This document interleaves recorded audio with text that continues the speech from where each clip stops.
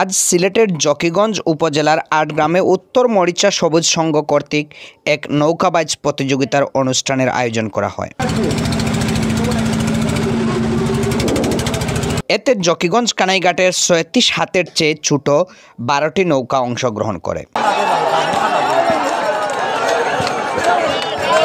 উক্ত নৌকাবাজ প্রতিযোগিতায় সন্ধ্যা হয়ে যাওয়ায় লটারির মাধ্যমে বিজয়ী করা হয়। প্রথম পুরস্কার অর্জন করে বালুঠেকা নৌকা, দ্বিতীয় পুরস্কার পায় জামালপুর জয়বাংলা নৌকা এবং তৃতীয় পুরস্কার হিসাবে লটারিতে বিজয়ী হয় মরিচা নৌকা।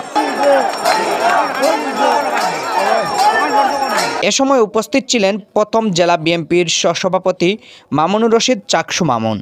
তিনি বলেন, প্রতি বছর যেন এরকম নৌকাবাজ প্রতিযোগিতার আয়োজন করা হয়।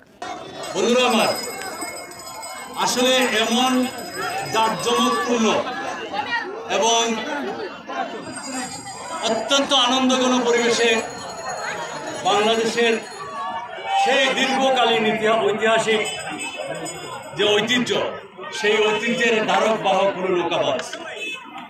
বর্ষার শেষ অংশে আমাদের দেশে বিভিন্ন জায়গায় নৌকাবাজ প্রতিযোগিতা অনুষ্ঠিত হয়। আমি ধন্যবাদ জানাতে চাই এই আটগ্রামের উত্তর মরিচা সবুজ সংঘকে। তারা এই ধারাবাহিকভাবে এই ঐতিহ্য দীর্ঘদিন থেকে ধরে রেখেছে।